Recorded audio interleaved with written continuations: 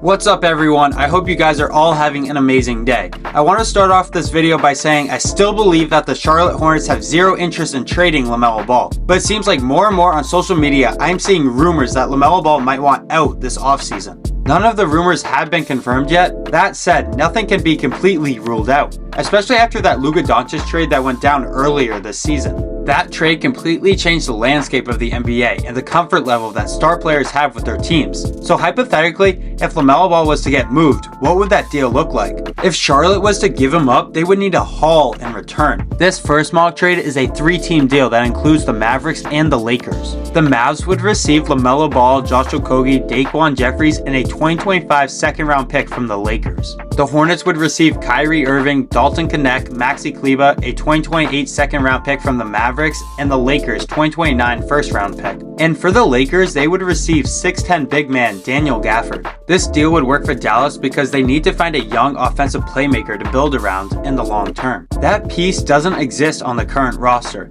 After recently trading away Luka, LaMelo would come in and fill his former role. Ball obviously has his challenges defensively, but he would bring a much-needed offensive spark. Ball would be teaming up with some old teammates PJ Washington and Caleb Martin, so there would already be some chemistry on the roster. LaMelo Ball was never really seen as a leader till he got to the NBA. Growing up, his older brothers always took on the leader role, so I feel like if you put him on a roster with some former stars like Klay Thompson and Anthony Davis, he would really benefit from learning alongside those future Hall of Famers. LaMelo's crazy passing ability would really stress the floor well in Dallas. I think having an insane lob threat that can also create offense for himself and Anthony Davis would be a scary sight for opposing defenses. AD and LaMelo would easily be one of the best duos in the league. For the Hornets, this deal would put them in a better position to compete in the future. Getting a proven star in Kyrie Irving who can help lead the team while they develop their young players might be a great idea for the Hornets. This is currently one of the youngest rosters in the NBA, and they are desperately lacking a veteran presence on their roster.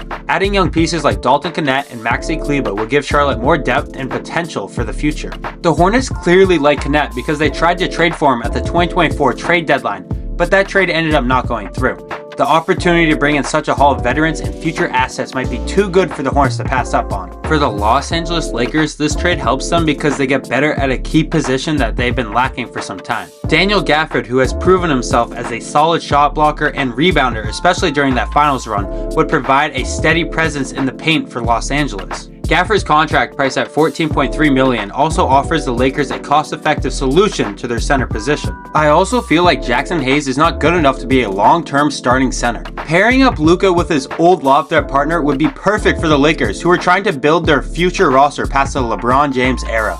Now, you might feel like this trade is definitely unlikely, but in the world of the NBA, anything can happen if the offer is right. This next mock trade is sending LaMelo to Utah for pieces of their young core. The Jazz would receive LaMelo Ball and Josh Okogie, and the Hornets would receive Kyle Filipowski, Cody Williams, a 2025 first-round pick, and Isaiah Collier. This trade offers a solid deal for both the Utah Jazz and the Charlotte Hornets, with each team gaining valuable assets. For the Jazz, acquiring LaMelo Ball provides a dynamic and highly skilled playmaker who could immediately become the centerpiece alongside Lauri Markkanen for their offense. His ability to create plays and his potential to grow into one of the NBA's top point guards would significantly improve Utah's backcourt. Adding Josh Okogie brings in a versatile, energetic wing who can improve their defense, providing an upgrade on the perimeter and giving the team more depth on both sides of the ball. On the other side, the Hornets would receive a promising collection of young talent, which is crucial as they continue their rebuilding process. Kyle Filipowski, a versatile forward with a great basketball IQ, has the potential to develop into a key player for the Hornets in both the short and long term. Cody Williams, who was on the Hornets draft board in 2024, adds athleticism and scoring ability, making him a promising wing next to Brandon Miller for Charlotte's future.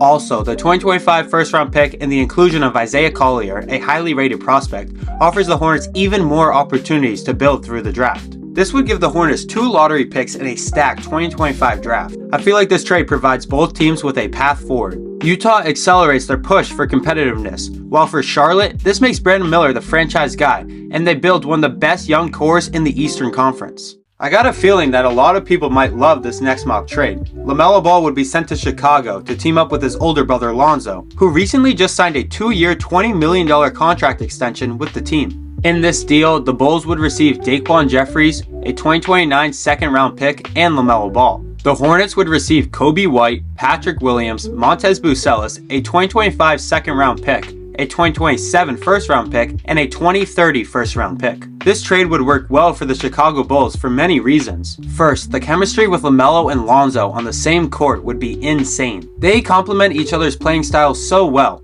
Bringing in LaMelo Ball would significantly boost the team's offensive playmaking ability. Pairing him with a defensive-minded Lonzo Ball would provide the Bulls with a dynamic backcourt that could run the offense. I would love to see these guys get out and run a transition offense together like they did in Chino Hills. LaMelo, finally in a bigger market, could attract free agents to join him and his brother. Another key element is the potential of cap flexibility. If the Bulls move on from Josh Giddey this offseason, they could free up a significant amount of salary space. This trade positions Chicago to be in a strong financial spot, while also securing a dynamic young star in LaMelo Ball, who could help elevate the franchise to new heights. In addition, by adding Daquan Jeffries and a 2029 second-round pick, the Bulls are adding more depth to their roster while adding some future assets that could be useful in the long term. Although the Hornets are getting a hefty package with Kobe White, Patrick Williams, and multiple first-round picks, the Bulls would have a chance to combine their young core with LaMelo. For the Hornets, Kobe White and Patrick Williams offer them young, talented players who could help them on both ends of the court. Kobe White would go back to the Carolinas where he went to college. The addition of multiple draft picks sets them up for future opportunities to either draft or trade for other assets to improve the team. LaMelo's departure completely opens the door for them to fully retool the roster around a new vision. The last mock trade of the video involves the Toronto Raptors. Now I know I'm going to get a lot of mixed emotions about this one, so let me know your thoughts in the comments. The Raptors would receive LaMelo Ball,